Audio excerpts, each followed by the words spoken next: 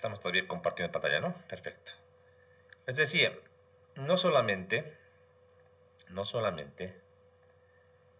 vemos el tema de la flecha o de la vibración. Alguna vez, cuando tenemos una flecha bastante importante y no hay manera tal vez de solventar, sino que incrementando una viga mucho más peraltada, que tal vez no hay en el mercado, o es muy antieconómico, muy costoso, muy caro, ¿qué se puede hacer? Pues lo que se puede hacer es lo que se llama comba o contraflecha.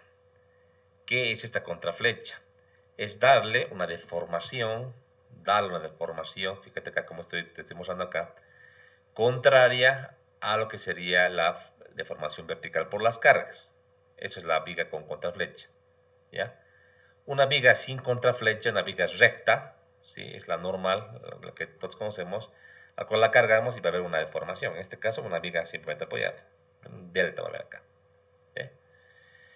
Ahora, esta deformación que está acá presente se puede dar por dos tipos de carga.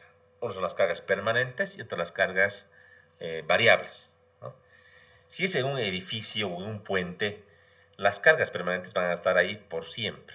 El peso de la viga, del tablero, acabados, en un puente las aceras, todo eso, ¿verdad? Entonces, una buena práctica es calcular la flecha que va a haber por las cargas permanentes, ¿ya? Y darle esa flecha, pero hacia arriba, a la viga, antes de en este caso, colocar las cargas actuantes. O sea, forzar esta deformación. Obviamente, habría que armar, por ejemplo, una viga original de fábrica, difícil, ¿no? Por una viga armada, una girder, le podrías dar esta geometría un poco rara. Aquí está un poco exagerado, ¿verdad? Máximo será una deformación, digamos, de 1 centímetro, 2 centímetros, ¿no? 3 centímetros, que tú le puedes colocar a la hora de que sueldes estos perfiles y te generes un perfil en forma de I. La idea es que ante las cargas muertas se equilibre y quede una viga totalmente horizontal, sin ninguna deformación. O sea que tú estás ganando ahí por la forma, medio que en arco de esta viga, ganas que la viga para cargas actuantes quede totalmente horizontal. ¿Se dan cuenta? Es una de las maneras, si quieres, de ahorrar plata al colocar tu girder con una pequeña comba inicial constructiva o contraflecha, que se le llama. Esto es frecuente, por ejemplo, en vigas de puente, en vigas de hormigón de puente, incluso en vigas de hormigón preesforzado también se hace la famosa contraflecha, para, en este caso, garantizar o ganar un poquito de rigidez, ¿no? Todos sabemos que un elemento recto, si es pues, una prueba, un elemento recto, una hojita, por ejemplo, como la que yo tengo acá en mi mano, ante una mínima carga va a deformarse. O si le ponemos una forma así contraria, como tipo un arco, va a aguantar más carga. Esa es la idea, pero aquí es más aplicable el tema de la deformación. Ganar en esta contraflecha. No es mucho, obviamente, lo que genera la carga muerta, es poquito, pero darle este sentido contrario nos ayuda en cuanto a optimizar o reducir lo que sería la flecha. Entonces, la flecha actuante solo la voy a calcular con la flecha de la carga de servicio, la carga actuante, que sería la carga viva, ¿no? En un puente, por ejemplo, la carga de uso de los camiones, por ejemplo.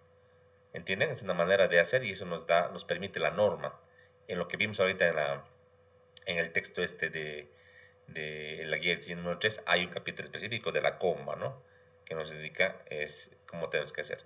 Obviamente no es bueno sobrecombar o darle mucho, en exceso, por ahí uno puede pensar, le voy a dar en exceso para que incluso me aguante la carga viva, porque realmente si le pones mucho, la viga va a quedar así, pues. O sea, para la carga muerta va a quedar, digamos, así inclinada. Cuando venga el camión en un puente, va a bajar esta viga, pero se va el camión y va a quedar otra vez combada, ¿no? Entonces no vale la pena, es muy estético, entonces es lo contrario, una deformación vertical, que igual no es muy bueno tenerlo así, entonces hay que limitar mucho solamente a la carga muerta, ¿ya? Bien, ahora, en cuanto a vibraciones, si bien esta guía de diseño que les mostraba tiene en la carátula, o tiene, perdón, en un capítulo, lo que son vibraciones, hay una guía de diseño específica, la número 11, habla de solamente vibraciones, ¿ya? Es una guía un poco más amplia que solo habla de vibraciones en estructuras debido a actividades humanas. Entonces aquí también, si les interesaría investigar, se les voy a subir esta guía de diseño.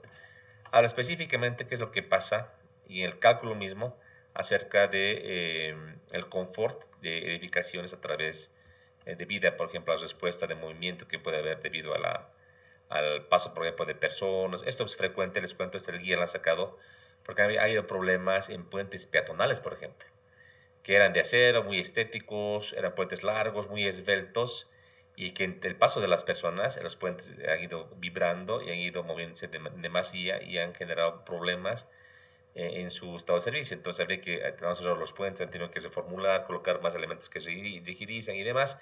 Entonces, para evitar esto, entonces hay una manera de calcular las vibraciones y su afectación a las estructuras metálicas. Y aquí tenemos un texto muy completito, por ejemplo, para puentes peatonales, justamente como ejemplo, justamente lo que les decía.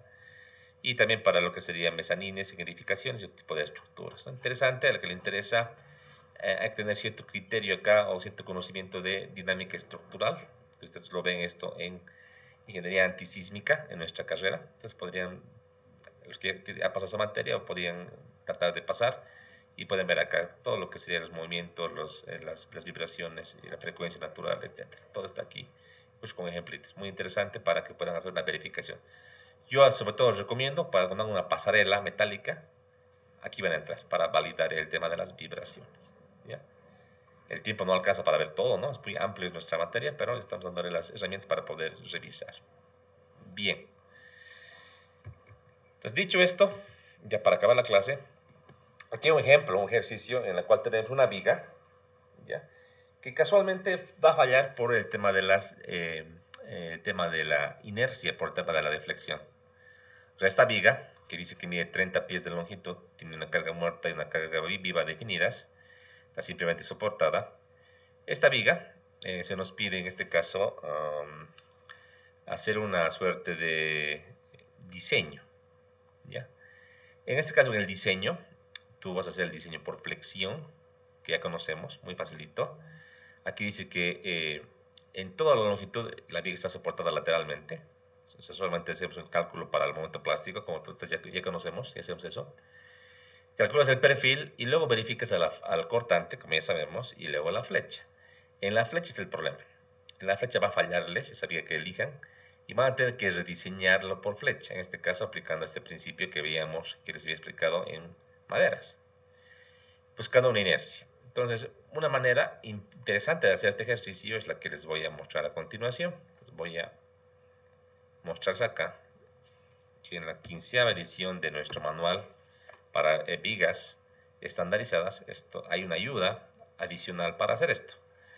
En la parte 3, donde teníamos la tabla, ¿se acuerdan? Para calcular una viga por módulos plásticos. Por ejemplo, esta. La tabla 3.2, ¿se acuerdan? La tabla 3.2, aquí estaba. Aquí.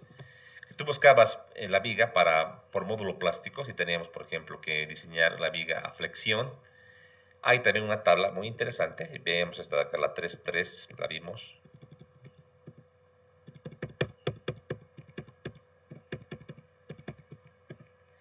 La 3.3, que te busca por inercia. ¿Por qué por inercia? Porque también hay vigas que pueden fallar por estado de servicio. Entonces acá, la tabla no es como la que está acá, más completa, ¿no? Que aquí tenemos, por ejemplo, parámetros para lo que sería el pandeo lateral torsionante y cortante. Acá, en esta tabla, solo habla de inercia. Solo es estado de servicio por deflexión. Entonces son una hoja o dos son que tenemos todas las vigas estandarizadas y tenemos sus inercias. Aquí no importa el FY, porque la inercia es independientemente, de la sección transversal, no tiene que ver el material, ¿no? Entonces la inercia para cada perfil tenemos aquí. Aquí podemos buscar. Aquí lo bueno que está organizado por orden, de la inercia más grande a la más pequeña. Entonces, por ejemplo, hay grupos, ¿no? Aquí tenemos individuales y aquí hay grupos, por ejemplo, el grupo de 2 está acá. Son dos vigas muy parecidas en cuanto a sus características. Sin embargo, la que está con una grilla es la viga más económica, con inercia similar. Otro ejemplo, aquí tenemos un grupito de 5 perfiles. 5 perfiles. Fíjate, todos están en un rango similar en cuanto a las inercias, no varía tanto. Pero de las 5, la más económica es la que está con negrilla. Si ves el peso, 335, 392 es la más económica. Y casualmente la que tiene más inercia. Ahí vamos con otro grupito, por ejemplo este. Igual que tenemos un grupo de 7 perfiles, de los cuales el que está con negrilla es el más económico. Entonces, una ventaja hacer con la tabla que está acá, sí, hacer un diseño un poco más rápido y eficiente. Lo propio, decíamos, si queremos buscar por la flexión en el eje débil, con el módulo plástico en el eje Y, tenemos la tabla 3-4, lo propio, eso ya lo vimos en clases anteriores. Y también tenemos, consecuentemente, en el tema de la flecha, la inercia en el eje Y. Uy, pero ¿qué pasa con esto? Es raro, ¿no? Usualmente las vigas se colocan de esta manera, no se ponen echadas o volcadas. ¿Por qué motivo nos dan en el eje Y? Porque cuando tú diseñes una columna a flexocompresión biaxial, pues tener un momento en el eje fuerte, en el eje débil, como también cargas que presionen el eje débil. Y tú quieras verificar cuál es la deformación que existe, digamos que en el centro luz de la viga en el eje débil. Por ese motivo que nos dan esta tabla para poder elegir por inercia en el eje débil. También organizada en función de los perfiles, también es esto. Si este ejemplito no es difícil para nada, lo van a hacer ustedes, lo van a diseñar y van a verificar por, en este caso, flexión en el eje, o por flexión y después por flecha, para comparar. ¿Ya? Bien. Hasta acá el tema de flexión, tanto en acero, con madera, con flecha, con todo completo hemos visto. Lo que nos tocaría ver es miembros a esfuerzos combinados, lo que se conoce como flexocompresión o flexotracción. Esto haremos en la siguiente clase, solamente un preámbulo de lo que vieron ustedes. Realmente todos los elementos de acero, la mayoría, por ejemplo, una nave industrial con las vigas inclinadas, por ejemplo, o una correa de techo que tenga una viga de techo que tenga correas intermedias, una armadura, perdón, con correas intermedias, u otro tipo de elementos, como un puente, por ejemplo, con armadura, donde las cargas no necesariamente llegan a los nudos, genera en algunos elementos flexocompresión. De hecho, todos los elementos en su de armadura, por el peso propio, tienen pues axial y también tienen flexión. Entonces, realmente la mayoría de los elementos están sujetos a flexocompresión o flexotracción. Si hablamos de flexocompresión, hablamos de las llamadas vigacolumnas, que le llama así la norma, y para flexotensión, los elementos vigatensor. ¿Ya? Entonces, ¿cómo vamos a ver este capítulo? Es como les diría, la suma de todo lo que hemos visto de un principio. Por ejemplo, esta viga inclinada de una nave industrial la vamos a diseñar por flexión, como también la vamos a diseñar por lo que sería compresión, por ejemplo, de cargas laterales, y luego vamos a mezclar con una fórmula el efecto que habría de la compresión y de la flexión. En una correa de techo que tenemos flexión biaxial, voy a calcular la flexión en el eje fuerte, en el eje débil, y vamos a mezclar una fórmula para encontrar lo que sería, en este caso, la resistencia a flexión biaxial. Entonces, todo lo que hemos visto por separado, tensión, compresión, flexión, cortante, lo vamos a unir en un solo capítulo.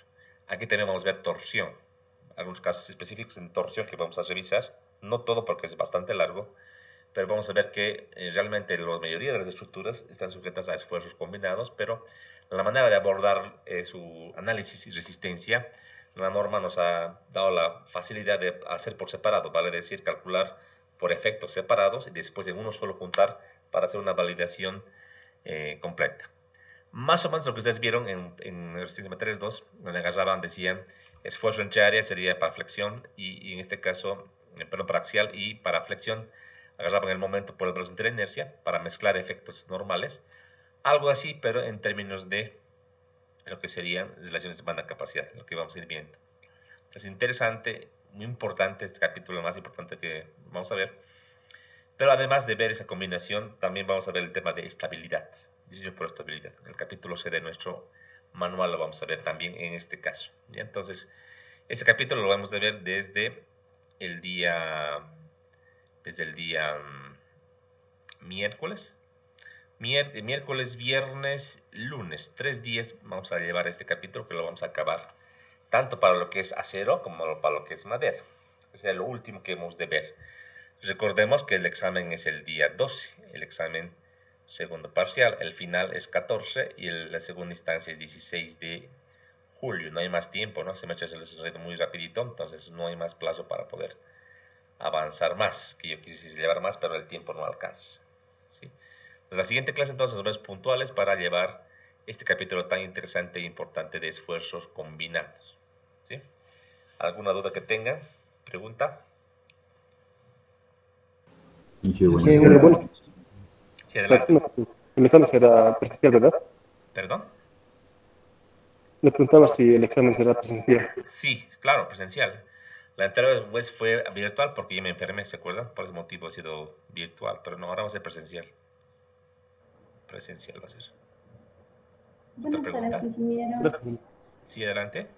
¿No vamos a hacer proyecto? Les voy a dar hoy día, no va a ser muy largo, va a ser corto, pero teníamos que ver todo lo que hemos visto hasta ahora. Les voy a dar una estructurita pequeña para que hagan. Como hay poca gente que está en el curso, probablemente va a ser individual lo que les voy a dar. Y va a ser para que me entreguen de manera digital, para que no gasten en impresiones y demás cosas, va a ser digital. Algo más sencillo va a ser. ¿Ya? Bien. ¿Otra pregunta más? Ya, una recomendación les voy a dar, ¿ya? Ustedes están, ahorita por lo que he podido investigar en el semestre, las demás materias ya han concluido, toditas. Claro, la que yo regento es tan amplia que no se puede acabar ni en el plazo, ¿no? Como estamos viendo ahorita. Pero otras ya han acabado. Por lo que sé, todas ya han acabado en cuanto al avance, ¿no? Entonces, tienen tiempo para dedicarse a estudiar y hacer en esta materia, hasta poder rendir los exámenes. Entonces, dedíquense, metan esos 4 o 5 horas por día, ya que es la única materia que tienen ahorita. Dedíquense, estudien, repasen y yo creo que van a poder aprobar si es que estudian bastante, ¿no? En el segundo primer parcial ha habido una suerte de errores, observaciones, se han equivocado algunas cosas, algunos no han estudiado mucho, entonces ahora tienen que remontar pues esto, ¿no? Eso es. Entonces, quedamos aquí, nos vemos el día miércoles entonces, ¿sí? Muchas gracias, nos vemos entonces el miércoles.